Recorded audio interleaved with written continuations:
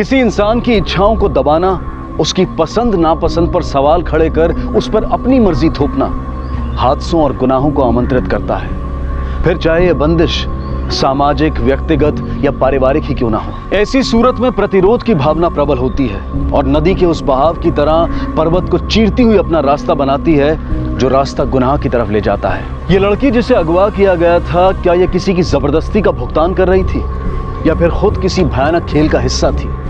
आखिर कौन थी ये लड़की जो मदद की गुहार लगा रही थी?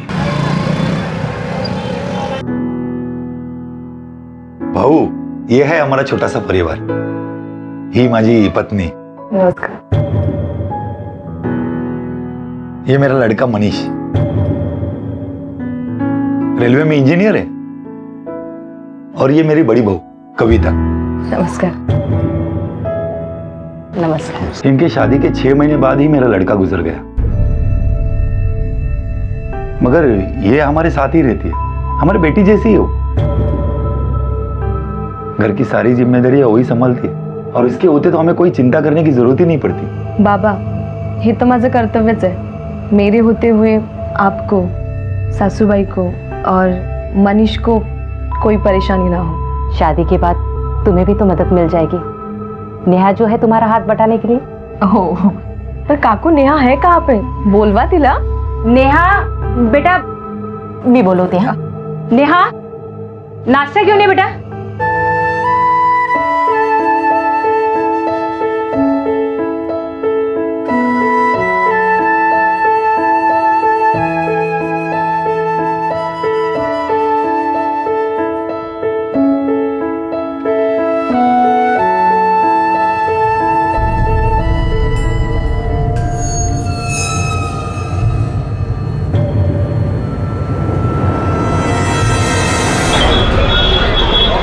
मनीष, तूने बताया नहीं नेहा तुला कशी वाटली? अच्छी आई। तो शादी के लिए हाँ बोल दूं उसके आई बाबा को? मुझे तो लड़की बहुत अच्छी लगी, बड़ी सीधी है लड़की। काय रे? हाँ, मैं तो बोल रही हूँ हाँ बोल दे। बड़ी सीधी है लड़की, तेरे हाँ में हाँ मिलाएगी, तब की रहेगी तेरे से, तुला काहीच प्रॉब्लेम होणार नाही। ठीक है, अगर तुम्हें ऐसा लगता है तो मेरी तरफ से हाँ बोल दो।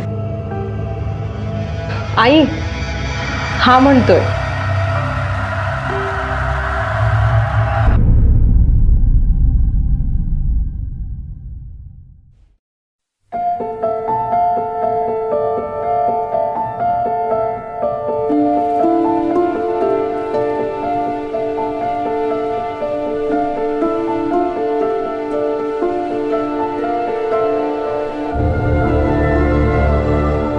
जीती रहो।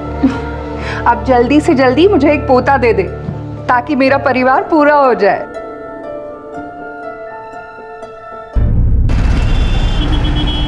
साहब, मैं आज सुबह हल्का होने के लिए गया, तब मैंने देखा कोई एक आदमी एक औरत को ज़बरदस्ती गाड़ी में बिठा के लेके जा रहा था। उस औरत के हाथ में हरा रंग का बांगड़ी और मेहंदी लगा था। कौन सी गाड़ी थी? गाड़ी का नंबर देखा तुमने? नहीं साहब, वो मदद के लिए आवाज़ लगा रही थी, तभी मेरा ध्यान गया, पर तब तक वैन निकल चुकी थी। सुबह कितने बजे हुआ ये? साहब, यही कोई सुबह 5:30-6 का टाइम होएगा। ये सुबह 5:30-6 बजे के करीब हुआ और तुम 6-7 घंटे के बाद आ रहे हो पुलिस स्टेशन? साहब, मैंने सोचा काय को फालतू लपड़े में पड़ने का, पर बाद में मेरे समझ में आया कि क्या मालूम मेरे आपको बताने से किसी की जान बच सकती है।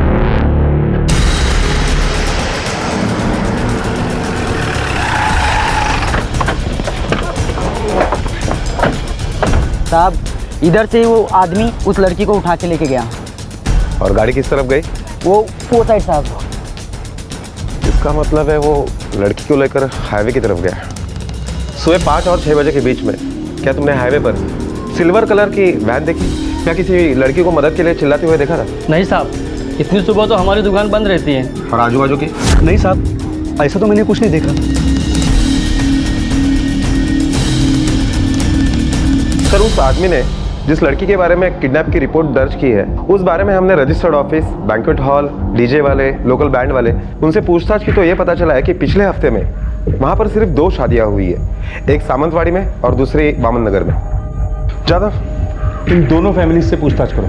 खास तौर पे उन लड़कियों से जिनकी शादी हुई थी। अगर इनमें से कोई है तो पता चल जाएगा, अगर नहीं है तो इसका मतलब लड़की किसी दूसरे एरिया की।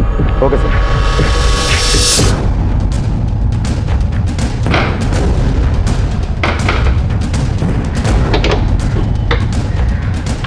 ठीक है ये सर।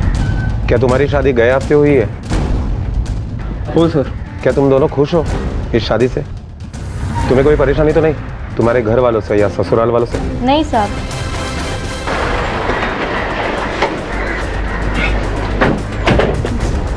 हे मनीष का घर है? हो अपन कौन? मी त्याची आई. मनीष की हाल ही में शादी हुई है ना?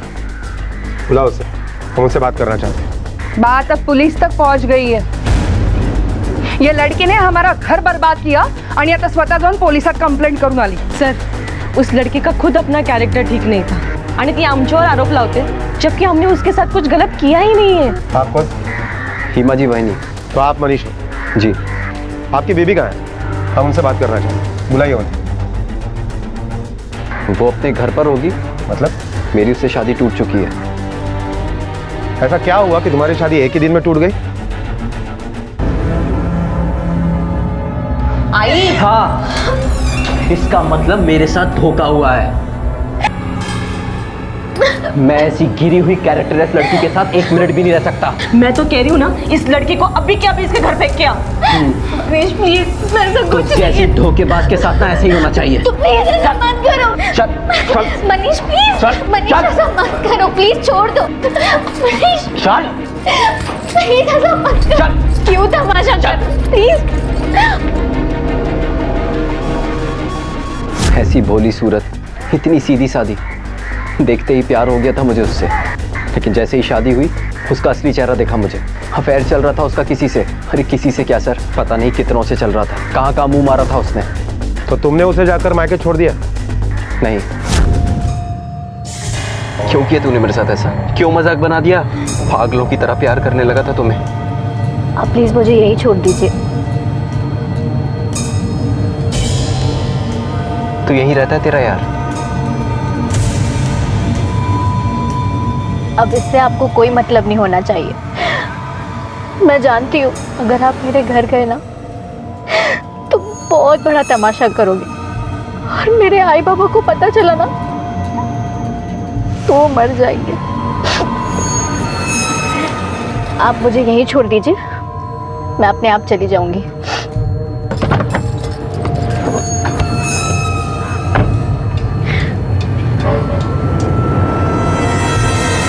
तो जहाँ तुमने छोड़ा वहाँ से उसका घर कितने दूर था? यही कोई पैदल 10 मिनट का रास्ता। तो क्या वो घर पहुँची? सर मुझे इससे कोई मतलब नहीं था। मैं उसकी शक्ल तक नहीं देखना चाहता। वो घर पहुँची नहीं है, बल्कि किसी ने उसे किडनैप कर लिया है। क्या पता साहब, वो किडनैप हुई का आपल्या याराबरोबर पळून गेली. वो पता करना हमारा काम है और हम पता कर लेंगे। फिलहाल तो आप मुझे ये बताइए, उस वक्त आप लोग कहाँ थे? हम लोग कहाँ होंगे? हम लोग तो घर पे ही थे. आम्ही कुठे जाणार एवढ्या सकाळी? हमारे समाज में कुछ लोग आज भी उस मानसिकता के साथ जी रहे हैं जो शादी के साथ एक लड़की के चरित्र की अग्नि परीक्षा करते हैं और उसके चरित्रवान होने का सबूत उसके वर्जिन होने को मानते हैं। ऐसी ही दूषित सोच ने नेहा को शादी की अगली सुबह सड़क पर लाकर खड़ा कर दिया था। नेहा अपने ससुराल से तो निकल गई थी, लेकिन घर नहीं पहुंची थी, बल्कि उसका अपहरण हो चुका था। लेकिन अपहरणकर्ता कौन था? मनीष, जिसके अंदर बदले की भावना थी, या फिर कोई और ही इंसान था इस अपहरण के पीछे? कौन था वो? और नेहा का अपहरण करने के पीछे उसका क्या मकसद हो सकता था?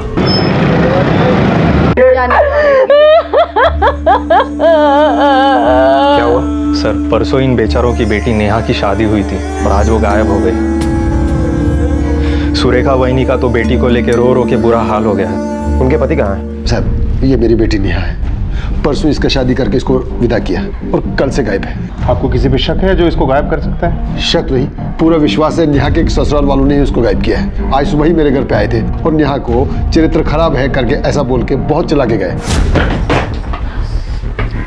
ऐसे लोगों को ना बिरादरी से बाहर निकाल देना चाहिए। बहुत इज्जतदार बने फिरते हो ना, अपनी लड़की बड़ी संस्कारी है बताते हो और हमें बेवकूफ बनाते हो। कहाँ घाट घाट के पानी पी के आई है पता नहीं। ये अपने लड़की का सामान ले लो ना, हमें तुम्हारी लड़की चाहिए ना तुम्हारा सामान। ये आप क्या बोल रही हैं? और नेहा कहाँ है? हमें क्या पता किसके साथ मुंह मार रही होगी। हमने उसे कल ही निकाला अपने घर से। ये क्या बोल रही हैं आप? जो आप सुन रही हो। और देखिए, हमारा एक एक पैसा हमें वापस चाहिए। जबान संभाल के बात करो। ऐसे कैसे नहीं होता है, तुम लोगों को पता नहीं है? तो ऐसा तो नहीं है तुम लोगों ने उसे गायब किया है? हमने कुछ नहीं किया। आपसे वो किस बात के लिए पैसे वापस मांग रहे थे? साहब, हम लोग बहुत गरीब लोग हैं, हमारे पास शादी के लिए इतना पैसा कहाँ से है? मनीष के परिवार वालों ने ही शादी का खर्चा दिया, अब वही पैसा हमसे वापस मांग रहे हैं। आपको पक्का यकीन है कि नेहा का किसी से कोई अफेयर नहीं है? साहब, मेरी बेटी ऐसी वैसी नहीं है, ससुराल वाले ही उसको बदनाम कर रहे हैं। अब मेरी बेटी को ढूंढो साहब, पता नहीं क्या किया होगा उसके साथ उन लोगों ने। ठीक है, फिलहाल आप जाइए, हम पूरी कोशिश करेंगे नेहा को ढूंढने की। जादव, इस कहानी का सबसे बड़ा सस्पेक्ट है मनीष, क्योंकि ये नेहा से प्यार करने लगा था और सुहाग रात पे जब उसे ऐसा लगा कि नेहा वर्जिन नहीं है तो इसने मान लिया कि नेहा ने इसे धोखा दिया। हालांकि ये उसकी पिछड़ी हुई सोच को दर्शाता है, जो लड़की के चरित्र को उसके वर्जिन होने या ना होने से आंकता है, और इसीलिए शायद इसने नेहा को मरवा दिया या किसी के हाथों बेच दिया। सर, नेहा को मारने का मोटिव तो नेहा के बाप संदीप के पास भी है। सोसाइटी में नेहा की वजह से जो बदनामी हुई, उसी में गुस्से में आकर शायद उसने ही नेहा को कहीं ले जाकर मार दिया हो सकता है।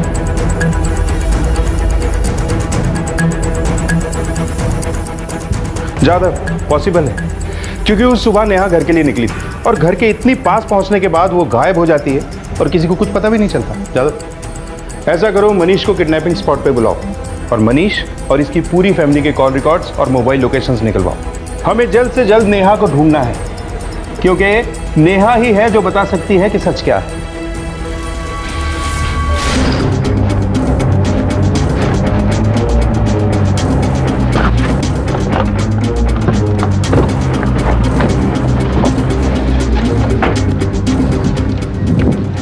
सर, मैंने नेहा को यहाँ छोड़ा था। आप मुझे यहीं छोड़ दीजिए, मैं अपने आप चली जाऊंगी।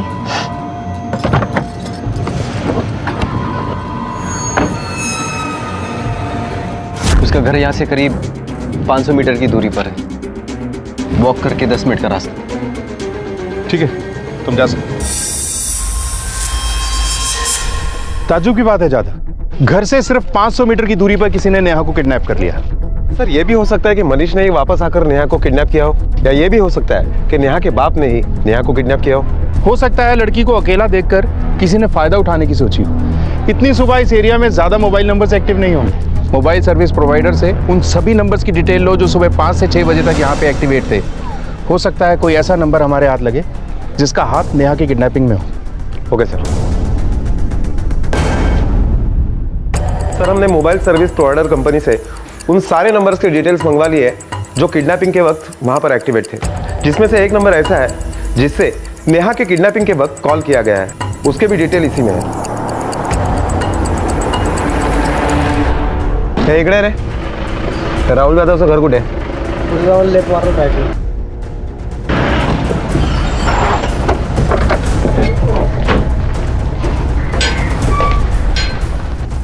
राहुल जाधव तो ही है? हाँ सर। चल, तुझसे कुछ पूछताछ करनी है। लेकिन साहब, हुआ क्या? देखिए, आप टेंशन मत लीजिए, रूटीन इंक्वायरी है। सर, ये आलच। 8 तारीख को सुबह 5:30 बजे रोड पर क्या कर रहे थे? सर, मैं फार्म हाउस जा रहा था, रोज का रास्ता है, रूटीन है मेरा। अच्छा, इतनी सुबह वहां जाकर फोन करना ये भी तुम्हारा रूटीन है या उस दिन कुछ खास वजह थी? फोन? हाँ सर, वो फोन मैंने नहीं किया था, मेरी दोस्त है नेहा करके, उसने फोन किया था। मतलब मैं बाइक लेके फार्म हाउस की तरफ जा रहा था तो देखा तो रास्ते में नेहा रो रही थी। मुझे बड़ा अजीब सा लगा कि शादी के दूसरे दिन ऐसा कैसा हो सकता है, तो मैंने हेल्प करने की कोशिश की दोस्त के नाते।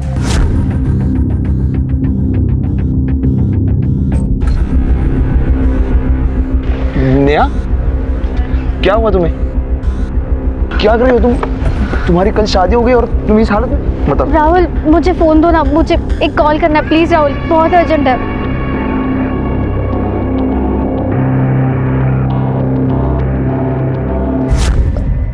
तुमने सुना? वो फोन पे क्या बात कर रही थी? सर वो एक्चुअली मैंने सुना नहीं, मतलब वो बहुत दूर जाके बात कर रही थी। उसके बाद क्या हुआ? सर मैंने उसे बहुत बार पूछा लेकिन वो कुछ बोली नहीं। Thank you. क्या हुआ बताओ तो सही। कुछ नहीं, मैं चलती हूँ। वो अपने घर की तरफ चली गई और मैं अपने फार्म हाउस की तरफ चला गया। रोने के अलावा उसके बिहेवियर में कुछ अजीब लगा तुम्हें? हाँ सर, वो थोड़ा जल्दी में थी। मैंने उसे पूछा कि घर ड्रॉप कर दूं क्या, उसने कुछ जवाब ही नहीं दिया, वैसे ही चली गई। नेहा ने जिस नंबर पर फोन किया था, तुम जानते हो उसे? हाँ सर जानता हूँ, राजेश सर का नंबर है वो, हमारे ट्यूटर है वो। ट्यूटर? अच्छा एक बात बताओ, नेहा और तुम्हारे ट्यूटर राजेश के संबंध कैसे थे? मतलब कोई अफेयर वगैरह? मतलब ऐसा बताया नहीं किसी ने, लेकिन मुझे लगता है उनका अफेयर चल रहा था। ये भी हो सकता है कि ये तुम्हारा वहम हो, उन दोनों के बीच में सब कुछ नॉर्मल हो। हाँ मतलब मेरी मिसअंडरस्टैंडिंग हो सकती है सर, लेकिन मैं जब भी क्लास में जाता था तो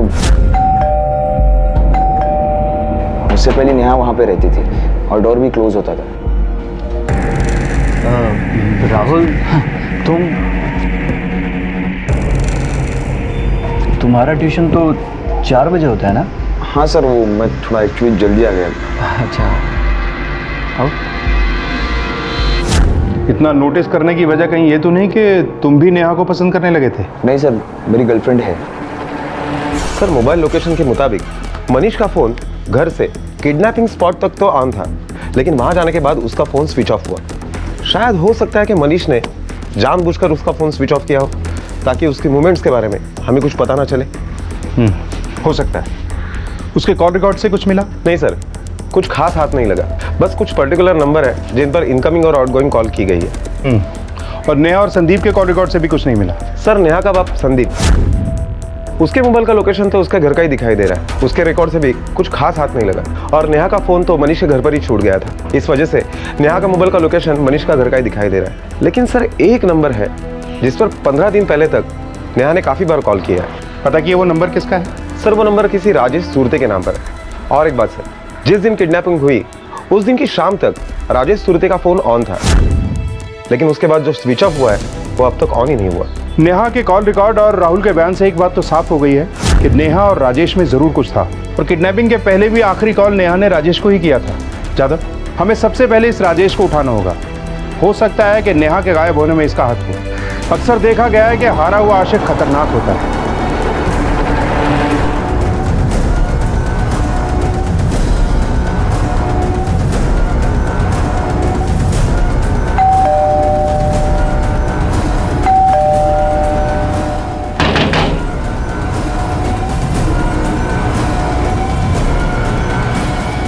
राजेश सुरते यही पास में रहता है साहब, लेकिन कई दिन से उसका मकान बंद है। लगता है किधर तो गया है। क्या करते हैं वो कॉलेज में पढ़ा था साहब, और घर पे भी ट्यूशन लेते। इस लड़की को देखा है, कहीं पहचाने हो? हाँ सर, वो राजेश भाव के पास पढ़ने आती थी। ये राजेश सुरते की फैमिली भी होगी ना? कहाँ है वो? है, माँ बाप है उनके, लेकिन सातारा में कहीं तो रहते हैं। जादव, एक काम करा, सातारा जाके राजेश की फैमिली से पूछताछ करो। तब तक मैं मनीष से पूछता हूँ कि किडनैपिंग के वक्त ही उसका फोन स्विच ऑफ क्यों हुआ। Okay sir.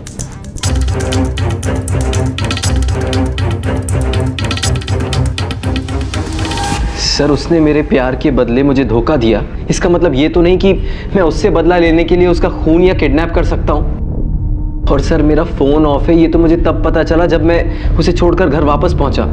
सर मैं आपसे सच कह रहा हूँ, आपसे कुछ भी नहीं छुपा रहा, ये सब एक कोइंसिडेंस है। ये कोइंसिडेंस तुम्हारे साथ बात हो रहे हैं। खैर, इन कोइंसिडेंसेस का सच हम पता कर लेंगे। तुम बस दुआ करना कि ये सचमुच में कोइंसिडेंस ही हो।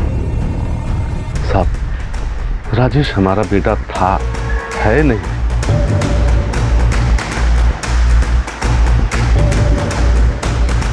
अब हमारा उससे कोई ताल्लुक नहीं है साहब, उसे हमने अपने घर से कब का निकाल दिया है।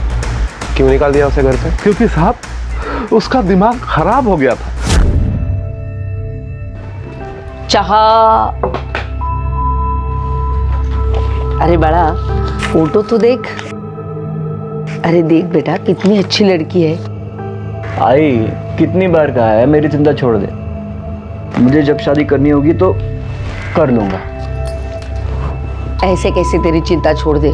हमारे बाद तेरा ख्याल कौन रखेगा बेटा? इसीलिए कहती हूँ कि शादी। मैं शादी करूंगा, खुश, लेकिन अपनी पसंद की लड़की से।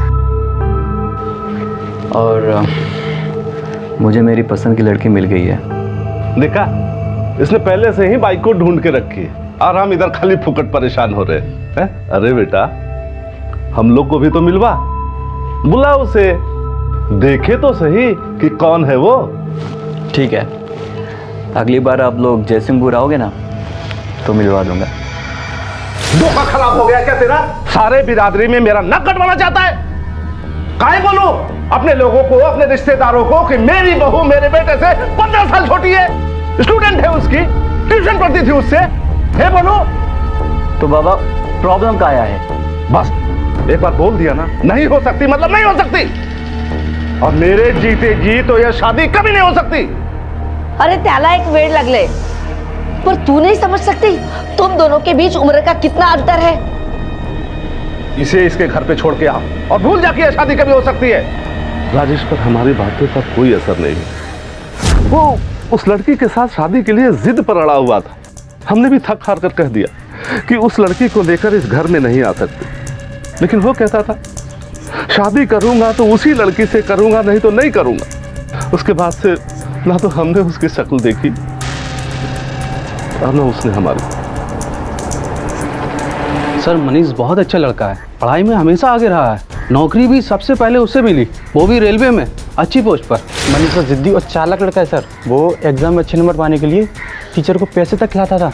और सर, एक बार उसने जिस चीज़ के बारे में सोच लिया, उसे चाहिए तो फिर चाहिए, उसके लिए वो किसी भी हद तक जा सकता है सर। सर, मनीष बहुत सिंपल सा और जेंटलमैन लड़का था।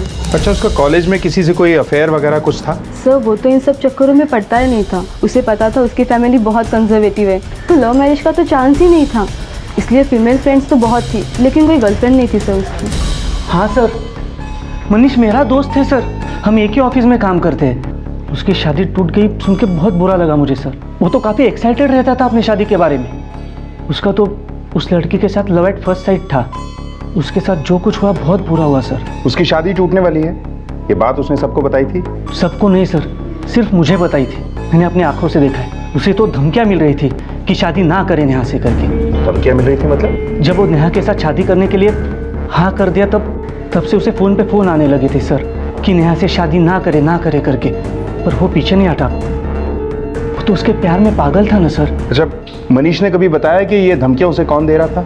नहीं सर। अगर मनीष को धमकियां मिल रही थी तो उसने अब तक पुलिस कंप्लेंट क्यों नहीं की? ज़्यादा मनीष और नेहा के पिछले 6 महीने के कॉल रिकॉर्ड चेक करो, देखो कि उसमें कोई नया नंबर मिलता है क्या। जरूर कुछ ऐसा है जो हमने मिस कर दिया है। सर, गाँव के बाहर एक डेड बॉडी मिली है।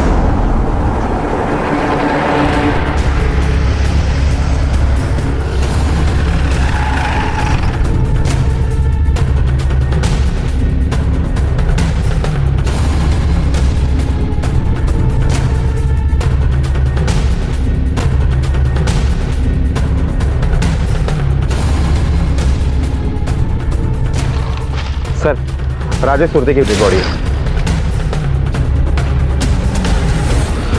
लगता है इसके सर पर किसी भारी चीज से वार किया गया है, जिसकी वजह से इसकी मौत हुई। सर, हमने आजू बाजू सब जगह देखा, लेकिन कहीं मर्डर वेपन नहीं मिला। ठीक है, इसकी बॉडी को पोस्टमार्टम के लिए भेजो। नेहा के अपहरण से शुरू हुआ यह केस दिन ब दिन गहराता जा रहा था। पुलिस के सामने कई संदिग्ध थे, जिनमें अहम था राजेश, लेकिन उसका तो कत्ल हो चुका था। राजेश के कत्ल और नेहा के अपहरण का आपस में क्या संबंध था, और कौन था जिसने इन गुनाहों को अंजाम दिया था? मनीष, जिसने धमकियां मिलने के बावजूद नेहा से शादी की और उसे छोड़ दिया। क्या यह कोई षड्यंत्र था, या नेहा का पिता संदीप खानदान की इज्जत पर लगे दाग को राजेश और नेहा के खून से धोना चाहता था, या फिर कोई और ही था जिसका मकसद और पहचान अभी तक सामने नहीं आई थी? सर, ये राजेश सिरके की पोस्टमार्टम रिपोर्ट आई है।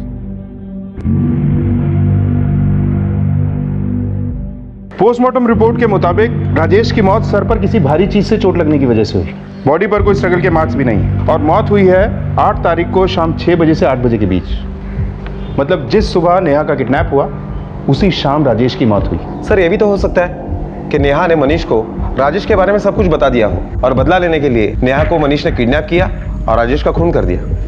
बिल्कुल हो सकता है, क्योंकि कॉल रिकॉर्ड के मुताबिक जिस दिन नेहा किडनैप हुई उस दिन दोपहर को राजेश ने मनीष को फोन किया था, जो मनीष ने हमें नहीं बताया। जाधव, इस मनीष को पूरी तैयारी के साथ उठाओ और पूरी तैयारी के साथ सच उगलवाओ। क्यों मारा राजेश को और नेहा को कहां छुपा के रखा है? सर ये आप क्या बोल रहे हैं, मुझे कुछ समझ नहीं आ रहा। देख, नाटक मत कर, क्योंकि हमने शुरू किया ना तो तुझे भारी पड़ेगा।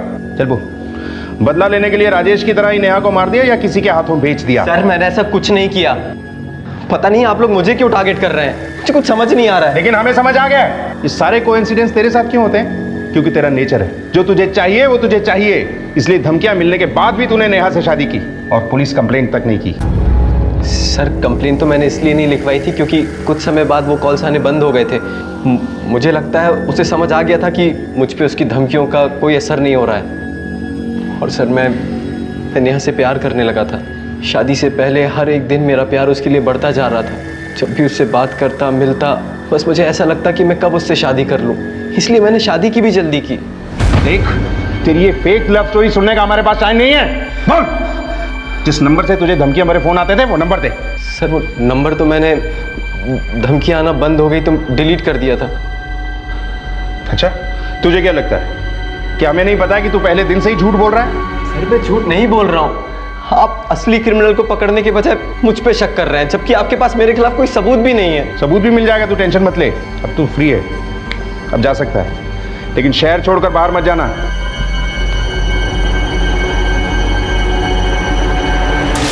जादव, ये मनीष अब भी सच नहीं बोल रहा है। ऐसा करो कि राजेश के कॉल डिटेल्स और मोबाइल लोकेशन ट्रेस करो। इन दोनों के अलावा एक और आदमी है जिसे हमने टारगेट नहीं किया है, वो है नेहा का बाप संदीप। संदीप के पास भी मोटिव है नेहा को गायब करने का और मारने का। चलो देखते हैं ये संदीप कितने पानी में है।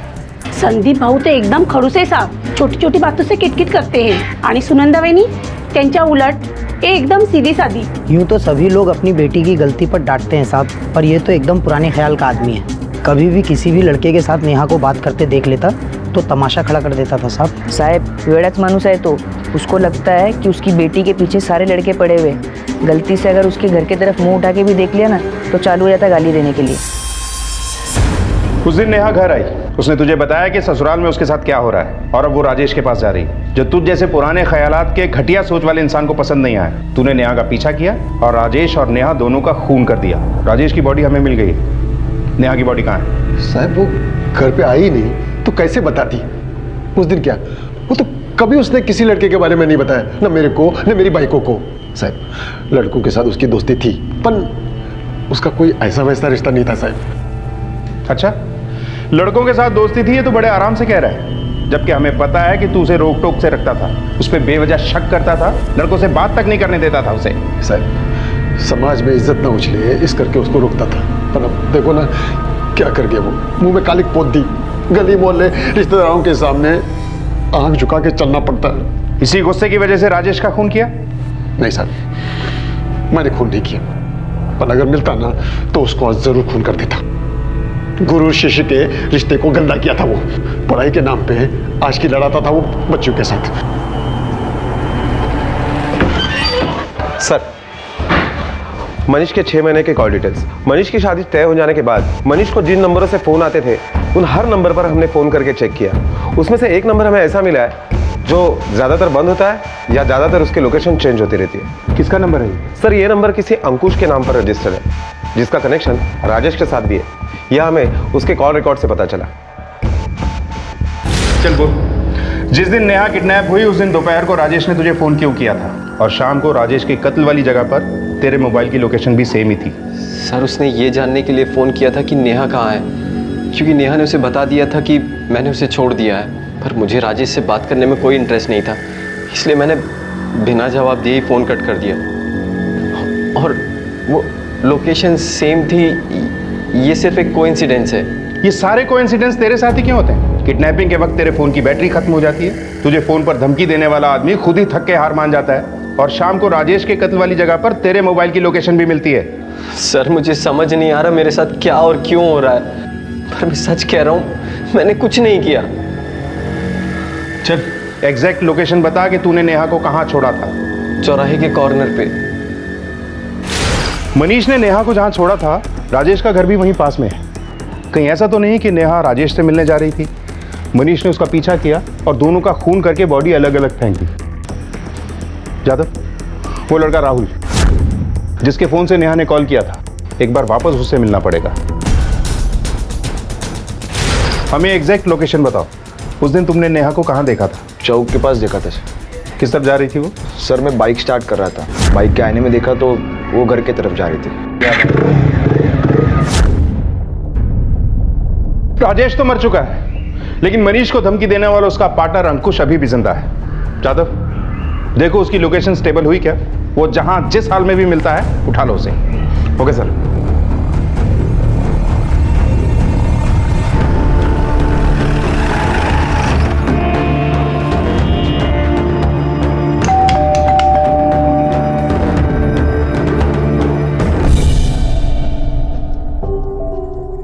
अंकुश का ही घर है ना? जी सर। बुलाइए उसे, हम उससे कुछ बात करना चाहते हैं। सर वो कंपनी की तरफ से शहर से बाहर टूर पे गए। कितनी तारीख को गया वो? सर 8 की शाम को गए हैं। टूर पर है या खून करके गायब? जादव, इस अंकुश को हाई अलर्ट पे डाल दो। अपना एक कांस्टेबल सिविल ड्रेस में इसके घर के बाहर तैनात करो और इसका मोबाइल भी ट्रैक करो। Okay sir.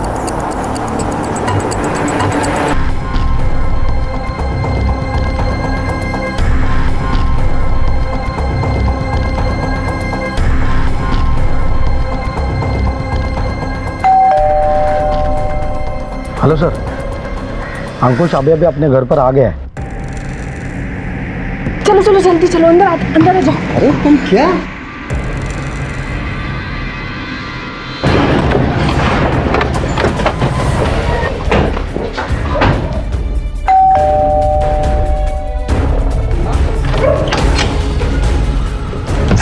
तुला तुझ्या कामाचं बक्षीस द्यायची वेळ आली.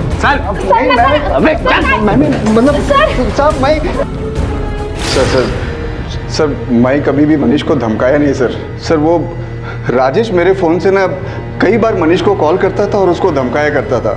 मेरे को तो तब पता चला साहब जब मनीष का एक दिन मेरे फ़ोन पे कॉल आया तो मैंने राजेश को बहुत सुनाया सर। और तेरे समझाने से वो समझ गया? सर समझा कि नहीं, पर सर राजेश ने मेरे को एक दिन बताया साहब कि मनीष के साथ उसका सेटलमेंट हो गया है। वो क्या है ना साहब कि मनीष के लाइफ में पहले से ही कोई था, तो शादी के बाद भी वो उसके साथ कंटिन्यू रखना चाहता था, इसलिए उसको नेहा का राजेश के साथ संबंध रखने में कोई ऐतराज नहीं था साहब।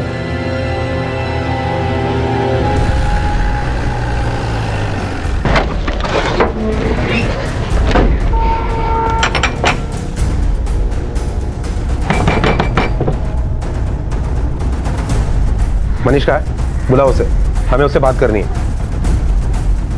सर मनीष रत्नागिरी गया अपने ट्रांसफर के काम से। वो कल आने वाला था लेकिन अब तक नहीं आया। कधीपासून त्यांचा फोन ट्राय करतोय लेकिन फोन ही नहीं लग रहा। साहब मुझे तो बहुत डर लग रहा है। वो नेहा के बाप ने मेरे मनीष को कुछ कर डाला है। चला लवकर। सर हमने मनीष की मोबाइल की लोकेशन चेक की तो पता चला कि उसका फोन 2 दिन से स्विच ऑफ था और उसकी लास्ट लोकेशन गांव के बाहर की है। अगर मनीष के घर वालों पर यकीन किया जाए तो उस दिन और उस वक्त मनीष रत्नागिरी में था। तुमने रत्नागिरी के रेलवे गेस्ट हाउस और होटल्स में पता किया? उसने कहीं चेक इन किया था क्या? हाँ सर, मैंने मनीष के बारे में रत्नागिरी में इंक्वायरी की लेकिन वहां उसकी कोई एंट्री नहीं मिली। जादव, मनीष के कॉल रिकॉर्ड चेक करते हैं और उसकी एग्जैक्ट लास्ट लोकेशन ट्रेस करते हैं और वहीं सर्च करते हैं।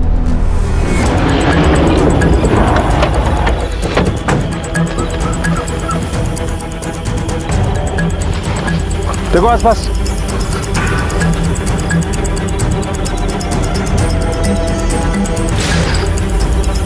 जादव, कैसा?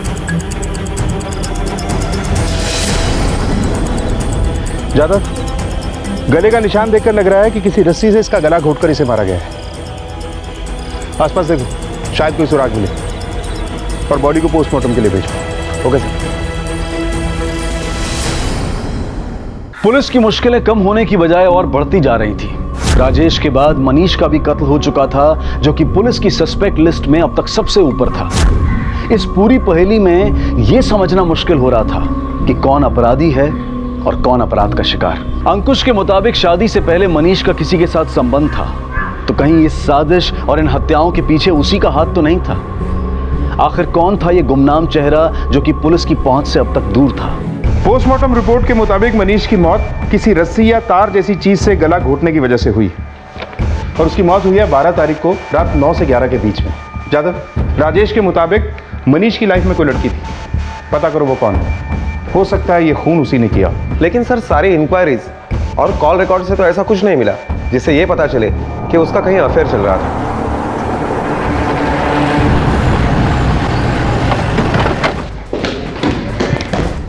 देखो ठीक तरह से ढूंढो, कुटे का मेटे का बगल।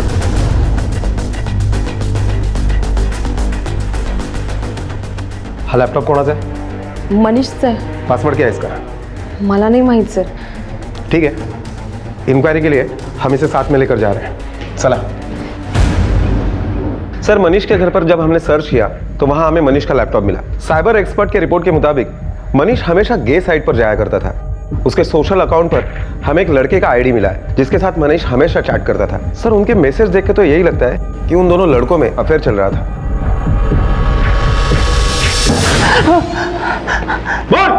सर मनीष और मेरा कॉलेज से ही अफेयर था। हम दोनों एक ही हॉस्टल में एक ही रूम शेयर करते थे। मतलब मनीष ने जानबूझकर नेहा के वर्जिन ना होने का नाटक किया था? उससे पीछा छुड़ाने के लिए वैसा किया था, लेकिन उसमें हम दोनों का नहीं, नेहा का भी फायदा था। शेखर, मैंने नेहा को घर से निकाल दिया है। अब हम लोग साथ में रह सकते हैं, किसी को भी हम पे कोई डाउट नहीं होगा।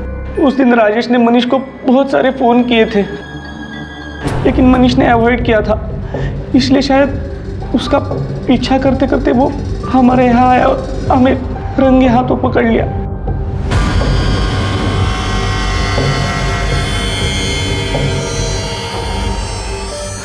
राजेश ने हमें धमकी दी थी कि नेहा के बारे में बता दो वरना वो हम दोनों का सच पूरी दुनिया के सामने लाकर रख देगा। नेहा कुठे आहे? नेहा कुठे आहे?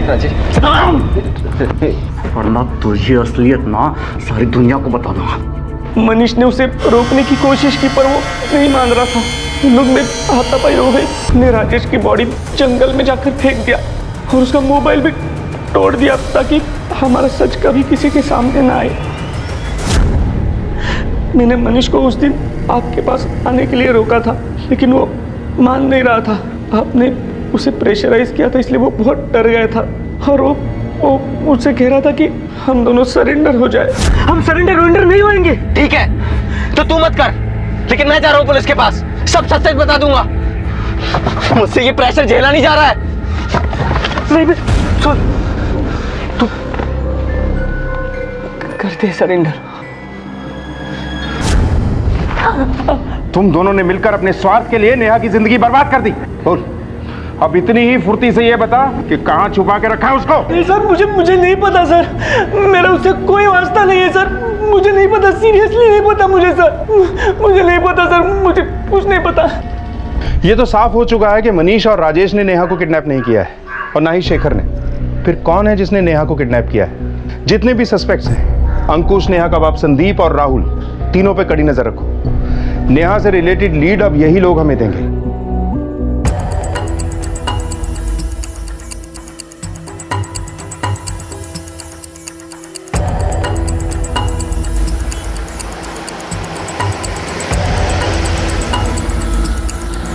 सर जी, राहुल मेरा भांजा है। जब भी उसको फार्म हाउस के काम के लिए गाड़ी की जरूरत पड़ती है तो वो मेरी गाड़ी लेके जाता है।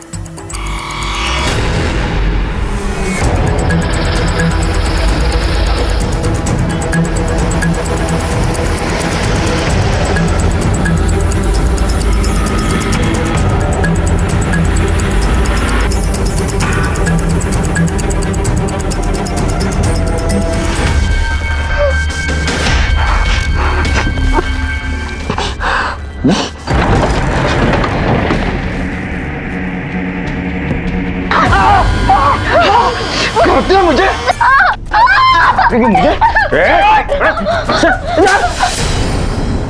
मैं राजेश के यहाँ ट्यूशन पढ़ती थी। हम दोनों एक दूसरे को बहुत प्यार करते थे, पर हमारी शादी नहीं हो पाई।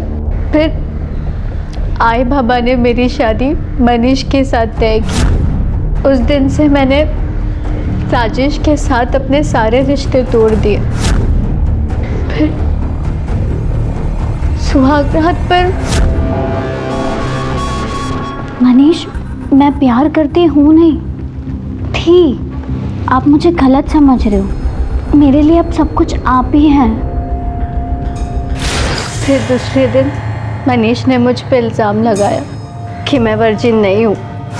मैं नहीं चाहती थी कि मनीष मेरे घर पर तमाशा करे, इसीलिए मैंने उसे कहा कि वो मुझे रास्ते में ही छोड़ दे।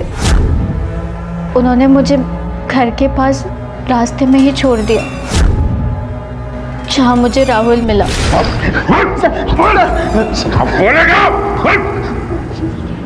मुझे लगा कि वो अपने से बड़े उम्र के लड़के के साथ सोती है, तो मेरे साथ क्यों नहीं? मेरी उसके ऊपर बुरी नज़र थी साहब। मतलब उस दिन मैंने सड़क पे उसकी बातें सुनी राजेश के साथ फ़ोन पे करते हुए। मतलब वो दोनों मिलने वाले थे उसके ट्यूशन में, तो मैंने उसे ज़बरदस्ती उठाया और गाड़ी में बिठाया, फार्म हाउस लेके चला गया और उसका रेप किया। कितनी घटिया सोच है तेरी। तुझसे ये बात बर्दाश्त नहीं हुई कि एक लड़की अपनी मर्जी से किसी को पसंद कर सकती, क्योंकि तेरे लिए तो बस वो साथ में सोने की बात थी। रजामंदी गैर रजामंदी तेरे जैसे लोगों को समझ में नहीं आती है। अब तू अपनी सही जगह पे जाएगा। Please sir, please sir. आज भी हमारे समाज में महिलाओं को अग्नि परीक्षा देनी पड़ती है। आज भी उन्हें लड़कों के साथ संबंध रखने पर गलत समझा जाता है, और इस सब के लिए जिम्मेदार है कुछ लोगों की पिछड़ी हुई सोच। राजेश और मनीष के कत्ल के लिए शेखर को और नेहा को अगवा कर बंधक बनाने और बलात्कार करने के लिए राहुल को गिरफ्तार किया गया है। मैं अनूप सोनी अब आपसे विदा लेता हूं। फिर मुलाकात होगी अगले एपिसोड में एक और चौंका देने वाले केस के साथ।